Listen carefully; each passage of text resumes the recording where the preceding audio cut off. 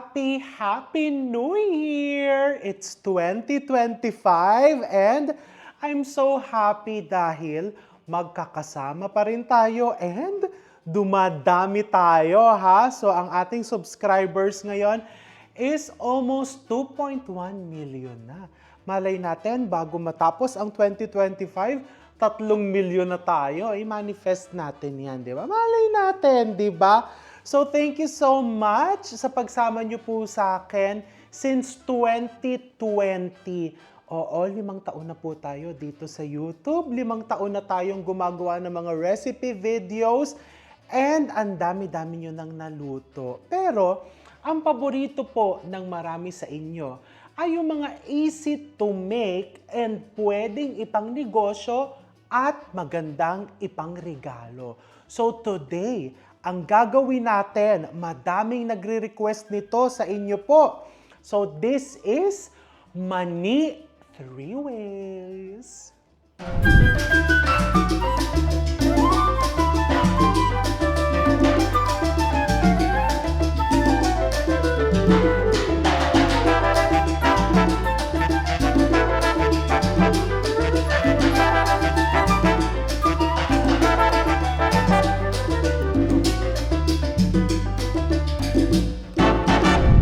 So last year, meron tayong adobong mani.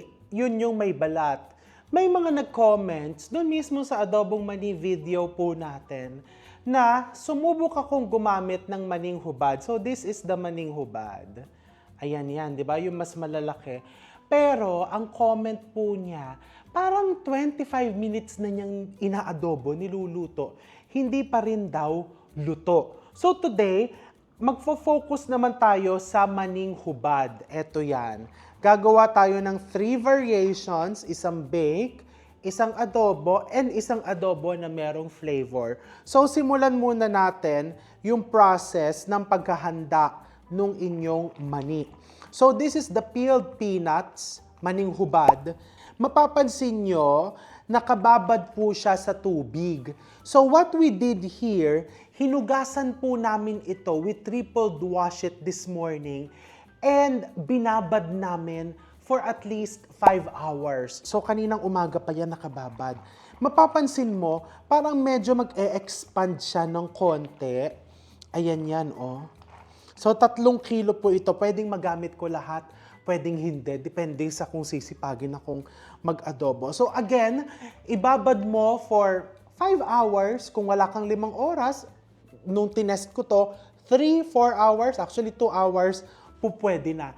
Ang ginagawa nung pagbababad, so mag-a-absorb ng konting moisture yung peanuts. Pagka niluto mo, even yung kanyang cooking. Hanggang loob, talagang sigurado kang lutong-luto. And mararamdaman mo talaga yung kanyang lutong. Okay, malutong na malutong. Yan din yung ginamit nating technique dun sa ating adobong mani na may balat. Okay, so ayan yan ha. And then here, nagpapainit ako ng mantika, magpiprito ako ng bawang. I-check muna natin kung mainit na yung ating oil. Ayan, so as you can see, medyo umiinit na yung mantika. You can see tiny bubbles pagka nilagay mo yung ating malaking chopstick. So, pwede na ako magluto ng bawang. Uunahin ko yung bawang. So, we thinly slice the garlic using the food processor. Pwede namang pounded lang. Ang nagiging sakit lang pag pounded, syempre, yung pressure hindi masyadong pantay, may mas makapal, may mas manipis. So, the tendency, yung mas makapal, hilaw pa, yung mas manipis, sunog na. O kaya mas maganda itong i-food processor mong Ginit. Itong recipe na to, paborito po ito ng mga viewers natin na nasa abroad. Especially, batiin po natin yung mga taga-US, mga taga-California, mga taga-Guam, at kung saan-saang parte ng US o lahat po kayo nasa abroad. Marami po sa kanila na nandyan nakatira sa abroad ang nagtitinda nito at pinangririgalo ang adobong mani, yung may balat. So this one, medyo kakaibang version naman to para pag nagsawa na yung mga customers nyo dun sa may balat, eto naman ang gagawin ninyo. So very simple lang ito. You just cook the garlic until it's golden brown. Medyo matagal-tagal pong proseso to ha, mga 10 to 15 to 20 minutes. Kasi hindi mo pwedeng itodo yung apoy because if you do that, ang mangyayari, papait yung bawang pagka natusta. So just medium flame. This is just medium flame. Ayan, and then just using my chopstick, tulak-tulak lang. And while I'm doing this, I will not waste time. Gawin natin yung baked garlic peanuts. So yung baked garlic peanuts, ito ha, may tinda ko nito sa Chef RV. Pero i-share ko yung recipe sa inyo kasi talaga namang masarap. And talaga namang ang sarap ipang negosyo at ipang regalo. Kasi matagal-tagal ang shelf life nito, mga 2 to 3 months as long as you store it in an airtight container. So, itong binabad kong mani, salasalain mo lang. Wala pong exact recipe to ha, makikita nyo. Okay. So, I have here white sugar. And this is granulated garlic. Granulated garlic, ayan, yung nabibiling ganyan. Salt. So, simulan natin. Ganito lang po kadali ito. So, yung peanuts na binabad natin, medyo basa-basa yan. I-transfer mo sa baking pan. Kailangan hindi punong-puno or puno yung baking pan pero hindi masyadong magkakapatong yung peanuts para even yung kanyang pagkaluto. Hindi yung may malutong, may hindi malutong. Okay. And paano didikit yung garlic? Lalagyan natin ng konting egg whites. So, sa ganitong karaming peanuts, tong half a sheet pan mo, makakapaglagay ka lang dyan ng mga 2 tablespoons, 2 to 3 tablespoons. Ano ba to? Ayaw, ayan, o, diba? Ng egg whites. I-coat mo muna yung peanuts mo with egg whites. Ang saya nitong recipe na to. This is one of my favorites. Okay. Next. Let's season it with some sugar, white sugar. So sa ganitong kadaming mani, sa pan na half sheet pan, mga 1 to 2 tablespoons. But if you want it sweet, may sweet tooth ka, dagdagan mo. O gusto mo yung balansa ito, kailangan po binabalikan kasi baka manikit sa ilalim. So, tulak-tulak lang na ganyan. O, diba? O, ngayon, balik tayo dito. Salt.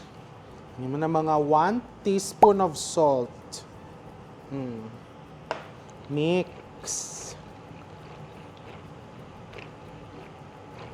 Kung gusto mo maanghang, chili powder. And then, let's put the granulated garlic. Lagyan mo ng 1 to 2 tablespoons. And then, dahan-dahan na lang po ang halo. Ayan na, makikita mo, dumidikit po siya.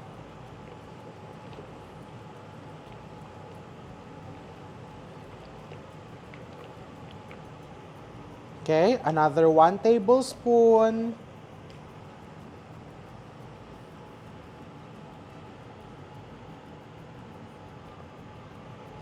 Santos na lang. Ayan, ifa-flat ko kasi ang nagiging sakit po dito, nahuhubad yung garlic. Okay? That's why I explained to you earlier, wag yung punong-puno. So magsasalin ako ng iba dito. Ililipat ko yung iba dito sa kabilang pan kasi maganda talaga isang layer lang. Yung iba po kasi, naglalagay ng harina. Ako ayaw ko. Kasi, yung pag kinakain mo, di ba ang peanuts, protein yan. Pag kinakain mo, yung may laban, Para bang may pinaglalaban yung hinahangata mo. Tapos, sprinkle mo pa yan ng garlic granules.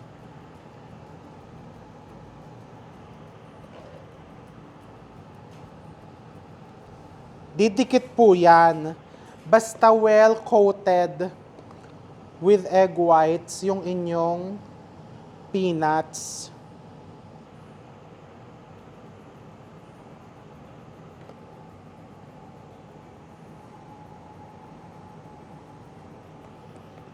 Ayan. One shake mo.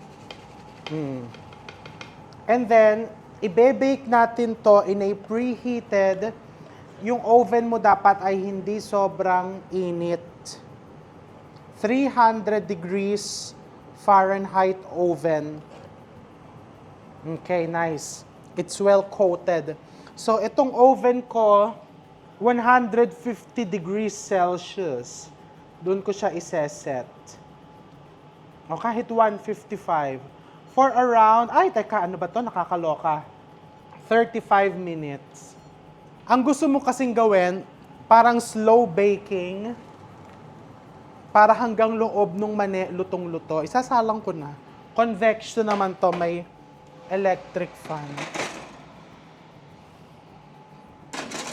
O diba, ganun lang kadali. Tsaka gusto yan ng mga tao, yung iba, na mga health conscious kasi walang mantika. Pero ako, alam mo, gusto ko pareho, pero mas gusto ko tong may mantika. Ayan, so matagal-tagal pa to. Sabi ko sa inyo matagal to. Ligpit ko muna ito. Ayan, so pagka na-feel yung peaceful na yung mantika, ibig sabihin yan,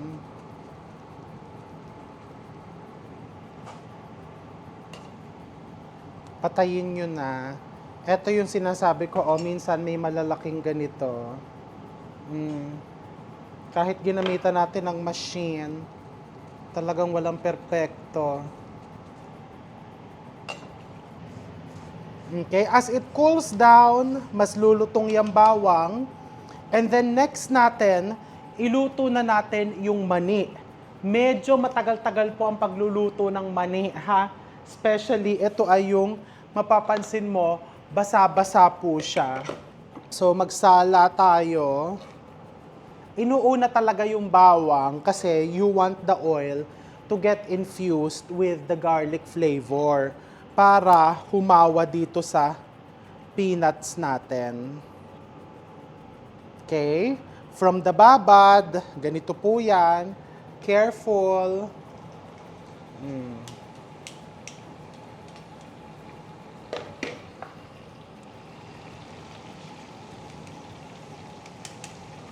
And as mentioned, matagal-tagal po ang pagluluto. Aabutin ng mga 20 to 30 minutes. Don't get tempted. You have to start at low, medium flame. Kasi pagka nilagay mo yan sa high flame, labas lang ang maluluto, yung loob ay hilaw. Makunat po yung inyong mani. Ayan, mga first 10 minutes, nakakainip po yan kasi ine-evaporate niya pa yung moisture. So, iiwan muna natin yan dyan. Pero kailangan, hahalo-halong gano'n kasi baka mamaya naninikit na sa ilalim. Lakasan ko ng konti. Ayan, medium. Kasi madami sila. Medium-high. Okay, tapos bantayan mo lang yan dyan. Okay, just an update. It's been 20 minutes na nakasalang ang aking face dito sa initan. Kasi kailangan itutulak-tulak mo para even ang luto. As you can see, it's turning light brown. Naggo-golden na. And makikita mo yung mantika, nag-clear na. Ibig sabihin, yung moisture natuyo na, nawala na yung moisture. Talagang matagal po kapag binabad mo yung mani. Even yung nakabake natin, 30 minutes na po sa loob ng oven to, nagdagdag pa ako ng 10 more minutes. Okay, so tiyaga lang kung gusto natin ng masarap at kahit na matagal na malutong pa din yung mani, konting tiyaga lang po sa pagluluto. Etong baked peanuts natin, luto na, lagay mo lang dyan. Kailangan palamigin mo po siya. Pag tinikman mo po yan ngayon, makunat yan. So pag lumamig yan, lulutong yan. And then ito naman, you will notice, nagiging peaceful na siya. So pag nagsisimula na maging peaceful, yung mantika, okay, malapit na yan. Kumbaga, nagfi-finishing touches ka na lang. Finishing touches tayo ng pagluluto. Ayan o, actually okay na nga ito. Pero gusto ko yung talagang malutong na malutong. Okay, di ba?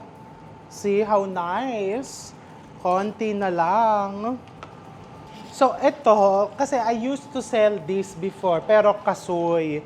Ang turo ko, pag meron akong pinagsasalang, when you hear this sound, ayun o, yung tunog na, Nako, malamang matalsikan ako ng mantika. Yung tunog na, yun naririnig mo yung lutong. Parang nagbabagsak ang butones. May echo yung lutong. Malutong na talaga yan. Ayan o. Diba? Again, kailangan po ng pasensya.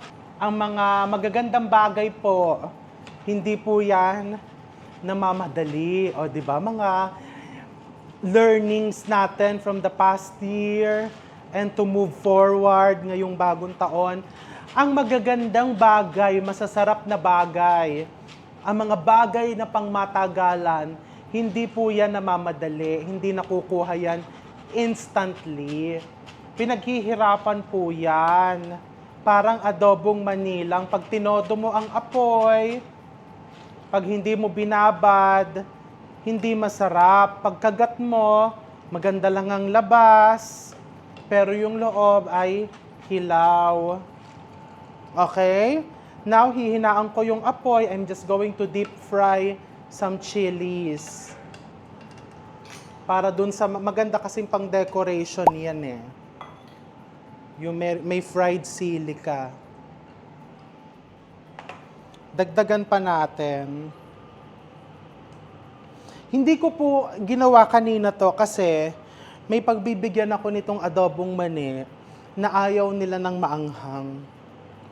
Kasi pag pinrito ko yung sili kanina, magkakaroon po ng anghang itong mani. Minsan pumuputok yung sili eh. May pagka-traidor siya minsan, ayan na. O kaya para pag pumuputok, iaangat ko agad na ganun.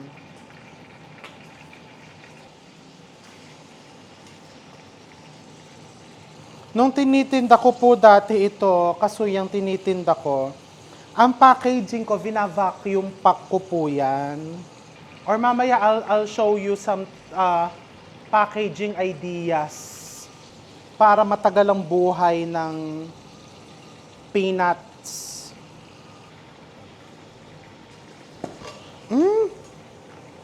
Diba, meron kang splash guard prepared. Takot ako doon, ha? Kasi puputukan ka na lang, may sili pa, my gosh. Okay, pag medyo naging peaceful na ang mantika, pwede mo nang hanguin. Sa totoo lang, wala naman pong kakain niyang sili. Pang-aesthetic lang yan. Okay, next. Gawin natin yung isa pang flavor. Tom yum, ba't ba nilagay ko to dito? May kasi ito pala, ayan. Dito ko hahaluin kasi mas malawak. I have here kaffir lime leaves. I-deep fry ko lang din. So this is kaffir. Cut mo lang na ganyan. Deep fry mo.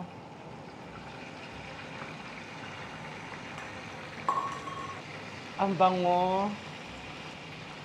Etong tom yum nuts, inspired ito, natikman ko sa Thai restaurant sa Dusit, Manila, sa Benjarong. Binibigay nila pagka nandun ka sa bar. Ang sarap. Ay nako. So na-inspire ako, kaya sabi ko gagawa ako ng ganyang version. So you will just deep fry your kaffir lime leaves just until ayan magwi-wilt, magiging crispy yan. But don't overcook it because pag in-overcook mo, papait. Okay. Ilalagay ko yan dito sa aking mortar and pestle. Hindi talaga mortar and pestle to. Yung pang Mexican, nakalimutan ko tawag. Ano nga tawag?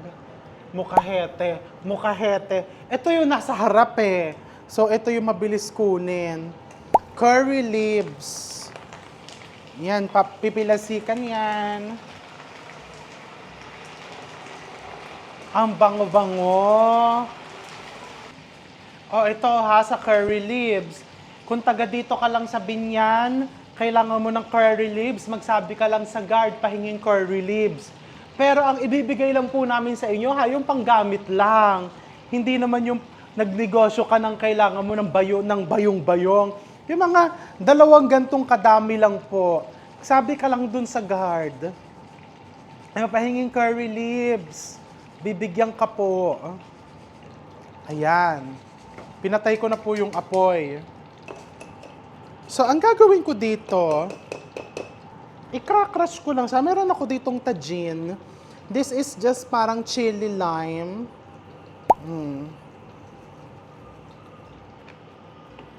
Ayan lang. Oh, yung lutong. Love it.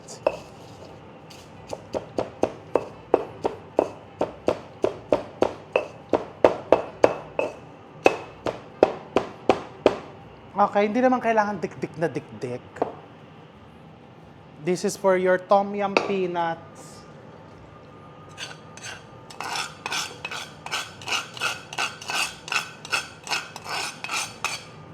Okay, get your peanuts.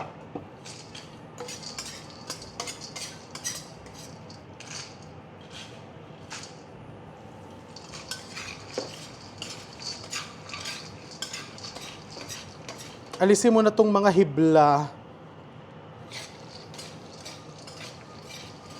And, ang tom yum po, maasim-asim. So, lagyan mo ng sinigang mix. Although meron ng chili lime, lagyan mo pa din ng sinigang mix. And para medyo reddish, lagyan mo ng paprika.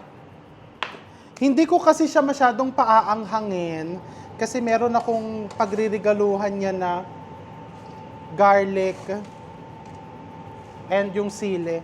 May pagririgaluhan ako na ayaw nila sa pamilya nila na masyadong spicy.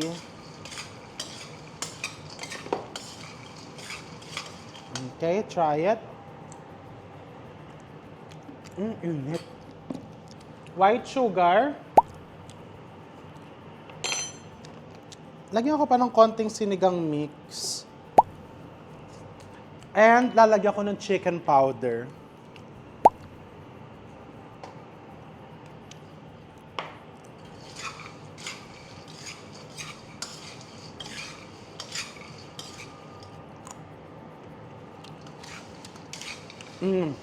Oh my God. Lagyan ko pa ng konti nitong tajin. Kasi nakukulangan na ako. Yung konting spice.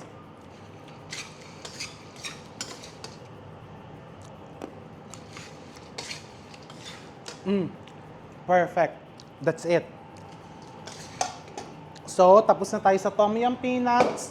Next, isi-season ko naman tong ating classic adobong mani. Itatabi ko muna to, ha. Okay, this is our baked garlic peanuts. Look how nice. And very garlicky. Naghugas pa ako ng kamay, ha. So, may magko-comment, hindi ka naka-gloves. Okay, ganito yan, oh. Kung wala kang seal pot, pwede na silicone, ano ba yan? Parchment paper. Ganyan lang, pag hiwa-hiwalay mo kasi nagdidikit-dikit po sila. Yan mong garlic.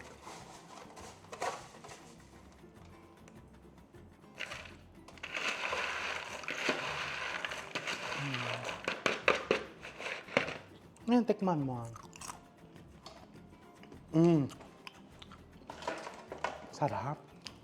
Ngayon, kung nakukulangan ka sa alat, katulad ko nakukulangan ka sa alat, I'll put a little bit of salt.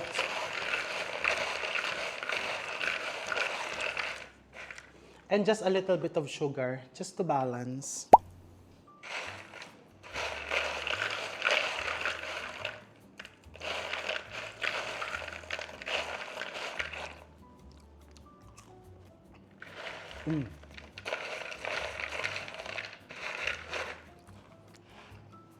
Now, the adobong maning hubad.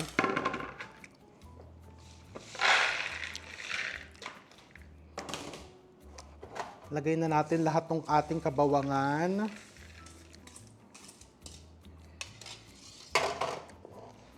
Salt. White sugar. Baka magtataka kayo ha, bakit yung asukal ko may mga hibla-hiblang ganito. Vanilla po yan. Huwag po kayong magtaka. And you just toss.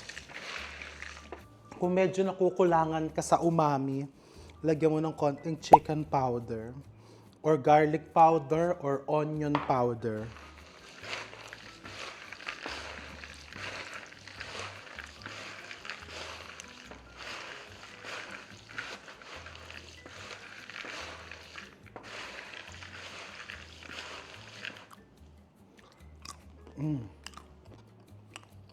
Mainit-init pa siya. These are what I made yesterday. Tung tom yum peanuts ko na to, mas maanghang to. And this is the garlic peanuts. So you can put them in containers like this. See? Airtight to. If you need to open it, tatanggalin mo tong, ayan o, may safety button. And then here are your peanuts.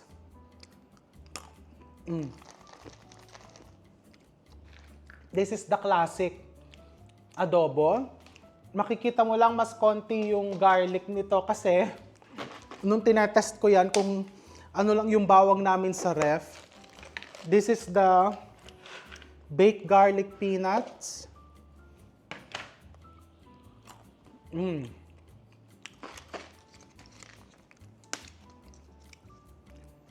And this is the tom yum peanuts.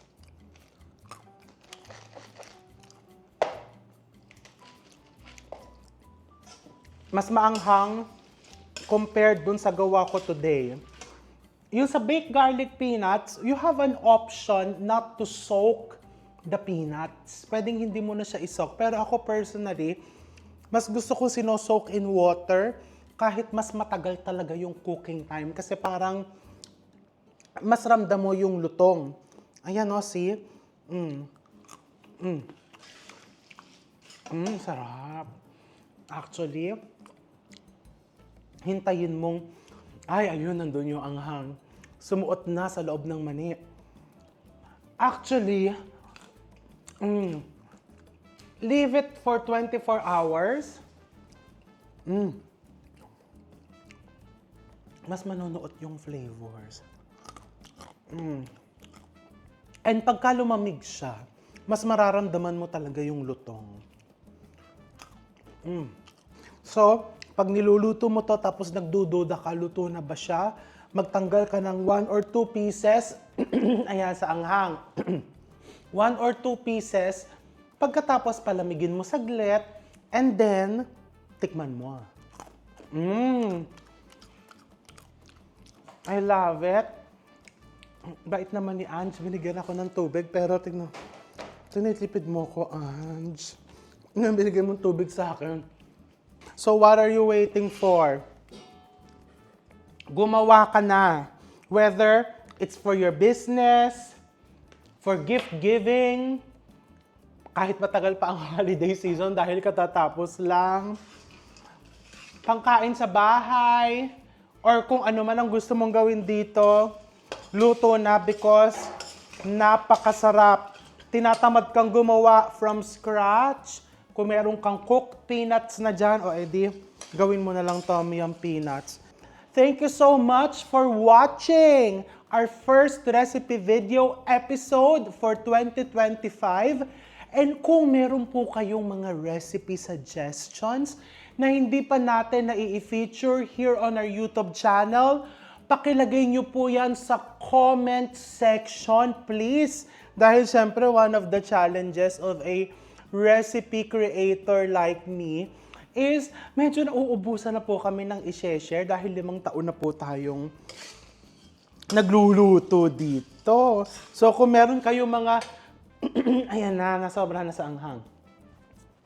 Kung meron kayong mga recipe ideas, please, lagay nyo sa comment section with your name on it and kung taga saan kayo. Para naman mabati namin kayo and mabigyan ng credit na kayo ang nagpa-inspire sa amin na lutuin yung recipe na yan. I'm going to see you soon. Love you all.